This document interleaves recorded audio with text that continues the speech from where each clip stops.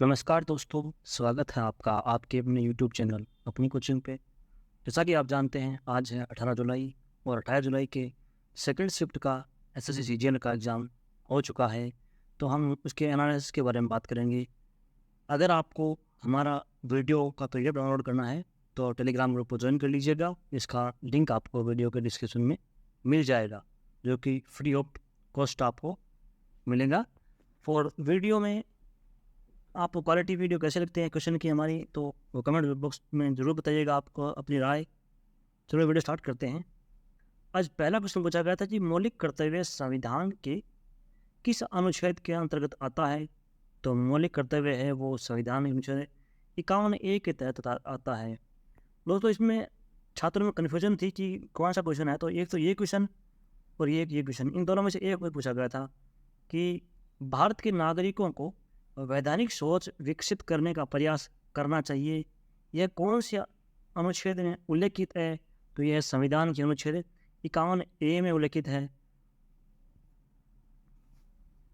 अगला प्रश्न पूछा गया था कि बारदोली सत्याग्रह जो है उसका नेतृत्व किसने किया था। तो बारदोली सत्याग्रह का नेतृत्व है वो सरदार वल्लभ भाई पटेल ने किया था। बात करें इसके बारे में और, तो बारदोली सत्याग्रह है वो स्वाधीनता संग्राम के दौरान जून 1928 में गुजरात में हुआ था। और यह एक प्रमुख किसान आंदोलन था जिसका नेतृत्व सरदार वल्लभ भाई पटेल ने किया था। तो इसमें एक क्वेश्चन बनता है, एक तो नेतृत्व किसने किया, तो वल्लभ भाई पटेल ने। और कब किया, तो 1928 में। और कहाँ किया, तो गुजरात में। और उद्देश्य क्या था, एक किसान आंदोलन था। इसी क्वेश्चन बनते हैं। अगला क्वेश्चन है कि मोहम्मद बिन तुगलक ने कौन सा सिक्का चलाया था। तो मोहम्मद बिन तुगलक ने है वो पीतल और तांबे के सिक्के चलाए थे। और एक लड़का ऐसा कर रहा था कि उससे ऐसा पूछा था कि मोहम्मद बिन तुगलक के समय सिक्कों को क्या कहते थे, सिक्कों को क्या कहते थे। तो ये भी हम जानते हैं, ये भी हम जान लेते हैं इसके बारे में। तो मोहम्मद बिन तुगलक के समय चांदी का सिक्का है उसे टंका कहते थे और तांबे का सिक्का है उसे जीतल कहते थे। बात करें उनके बारे में, तो मोहम्मद बिन तुगलक है जिनका संबंध दिल्ली सल्तनत से है, वो निश्चित मात्रा में सोने व चांदी के लिए आदान प्रदान करते थे। देवगिरी में अपने असफल अभियान के बाद मोहम्मद बिन तुगलक ने 1330 में सांकेतिक धन जारी किया था, अर्थात पीतल और तांबे के सिक्के डाले जाते थे जिनकी कीमत सोने और चांदी के सिक्कों के बराबर होती थी। ये इनका एक स्टूपिड आइडिया था। अगला क्वेश्चन पूछा गया था कि हेमिस पर्व किस धर्म से संबंधित है। तो हेमिस पर्व है वो बौद्ध धर्म से संबंधित है। बात करें हेमिस पर्व की, तो हेमिस पर्व है वो लद्दाख का फेमस पर्व है। और हेमिस मठ है वो लद्दाख का सबसे बड़ा मठ है और भारत का सबसे बड़ा मठ है। सॉरी, इसका बौद्ध धर्म का सबसे बड़ा मठ है हेमिस मठ। लद्दाख में हेमिस महोत्सव एक प्रसिद्ध धार्मिक उत्सव है जो लेह के सुरम्य क्षेत्र में कई पर्यटनों को आकर्षित करता है। भगवान पद्म संभव की जयंती को समर्पित हेमिस पर्व है। तिब्बती तांत्रिक बौद्ध धर्म का एक मंत्र मुग्ध करने वाला अनुभव प्रदान करता है। तो ये धर्म है वो बौद्ध है और किसी संबंधित किसे है, तो ये लद्दाख से है और भगवान इसके पद्म संभव की जयंती पर ये मनाते हैं पर्व है। अगला प्रश्न पूछा गया था कि ऑस्कर विजेता फिल्म के RRR के नाटो नाटो सिंगर है उसके सिंगर डायरेक्टर कौन थे। तो सिंगर डायरेक्टर है वो किरावनी थे और इस RRR फिल्म के डायरेक्टर है वो थे SS राजामौली थे। अगला क्वेश्चन पूछा गया था कि सीमेंट में सिलिका कितना प्रतिशत होता है। तो सीमेंट में सिलिका का परसेंट है वो 17 से 25% के लगभग होता है। बात करें सीमेंट की, तो सीमेंट में चूना यानी CaO वो 60 से 67% होता है।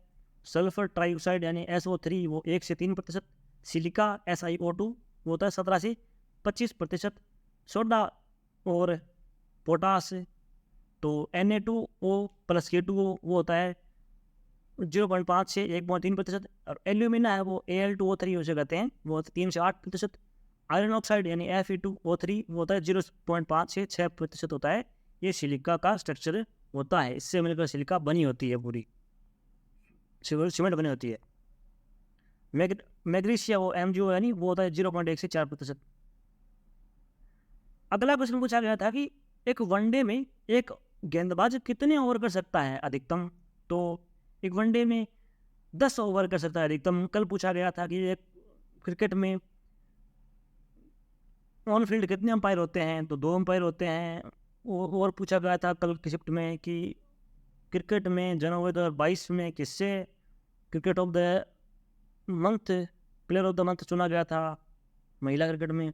तो क्रिकेट से प्रश्न बन रहे हैं, खेल और खिलाड़ी से क्वेश्चन बनते हैं, तो आप ये टॉपिक जरूर कवर करके जाइएगा।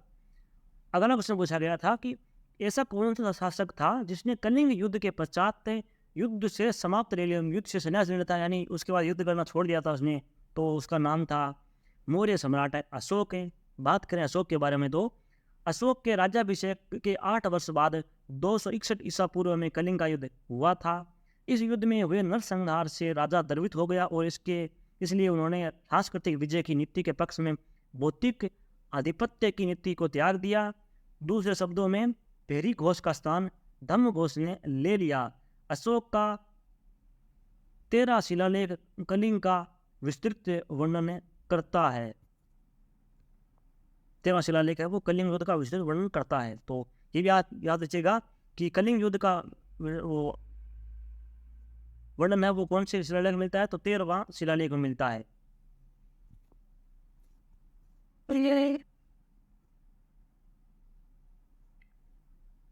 बात करें अगले क्वेश्चन की, तो राज्य निर्वाचन आयुक्त की नियुक्ति कौन करता है। तो स्टेट गवर्नर यानी राज्य का राज्यपाल है वो राज्य निर्वाचन आयुक्त की नियुक्ति करता है। बात करें अगले क्वेश्चन की, तो कोपेन के अनुसार है वो CWG प्रदेश है वो किस तरह का जलवायु प्रदेश है। तो उप आर्द्र जलवायु प्रदेश है कोपेन के अनुसार CWG। अगला क्वेश्चन है कि 2019 में पद्मश्री से सम्मानित मजम्मा जोगती का संबंध किससे है। तो उनका संबंध है वो मजम्मा जोगती है वो ट्रांसजेंडर लोक नृत्यांगना है। और बात करें 2019 की, तो 2019 में 4 पद्म विभूषण दिए गए थे, 14 पद्म भूषण दिए गए थे और 54वें पद्म श्री अवार्ड दिए गए थे। अगला क्वेश्चन तब पूछा गया था कि प्रोटीन का संश्लेषण का कार्य कौन करता है।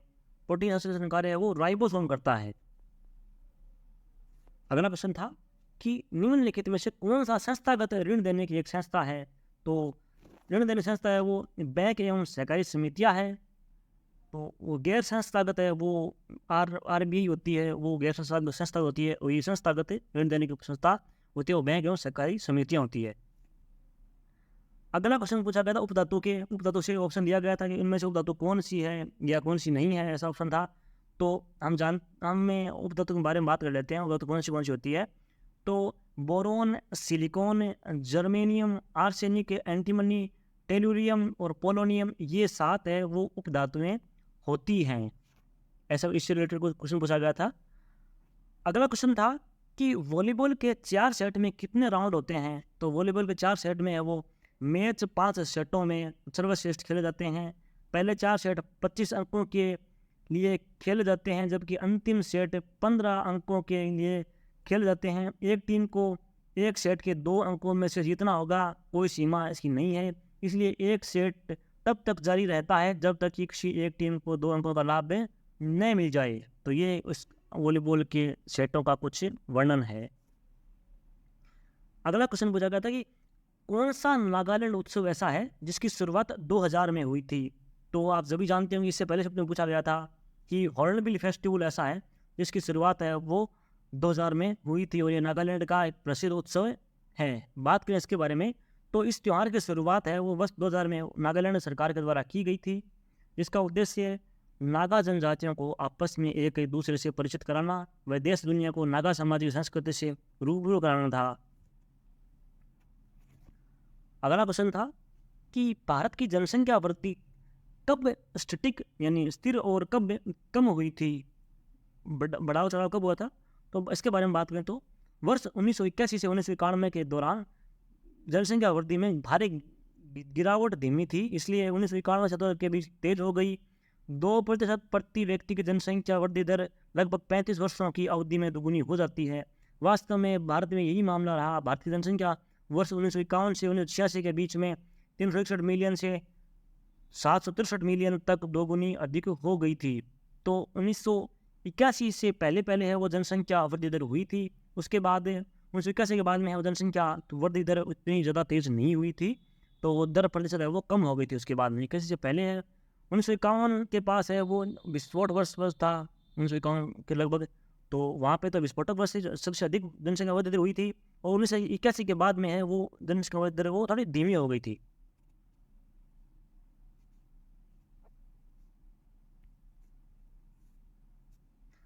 अगला क्वेश्चन पूछना था एंटोनियम से कि एंटोनियम ऑफ एम्पटी यानी खाली का एंटोनियम क्या होता है। तो क्राउडेड इसका उत्तर होगा। क्राउडेड का मतलब होता है भीड़ भाड़, खाली का एंटोनियम होगा भीड़ भाड़ वाला स्थान। अगला क्वेश्चन था कि एंटोनियम ऑफ सेल्डम। तो सेल्डम का मतलब होता है कभी कभी, और ऑफ्टन का मतलब होता है अक्सर। तो ऑफ्टन इसका एंटोनियम हो जाएगा। ऑफ्टन मान लीजिए, ऑलवेज मान लीजिए, ऐसा कुछ मतलब कभी कभी ना होकर रेगुलर मान लीजिए, ऐसा इसका एंटोनियम हो जाएगा। अगला क्वेश्चन पूछा था कि item of skin of thin, ऐसा कुछ था, स्किन ऑफ थिन था या स्किन ए थिन था, द स्किन थिन था, द स्किन थिन, ऐसा कुछ था सर, मुझे पूरा नहीं है लेकिन ऐसा कुछ था। आपको कुछ एक्स्ट्रा क्वेश्चन पता हो जिसको इसमें छूट गए हैं तो आप कमेंट बॉक्स में बताइएगा कि कैसे क्वेश्चन आए थे, ताकि आने वाले शिफ्ट में जो बच्चों का एग्ज़ाम है उनके लिए वीडियो बनाऊंगा तो उनके लिए काफ़ी हेल्पफुल होगा। और अपनी राय दीजिएगा कि आपको एनालिसिस कैसा लग रहा है, ताकि थोड़ा इम्प्रूवमेंट करना चाहूँ तो कर सकूँ। और इस वीडियो का आपको PDF चाहिए तो आपको वीडियो के डिस्क्रिप्शन बॉक्स में लिंक दे दिया जाएगा टेलीग्राम का, वहाँ पर जाके ज्वाइन कर लीजिए टेलीग्राम, और वहाँ से free of cost PDF download कर लीजिएगा। और ऐसे ही दोस्तों सपोर्ट बनाए रखिएगा। थैंक यू दोस्तों।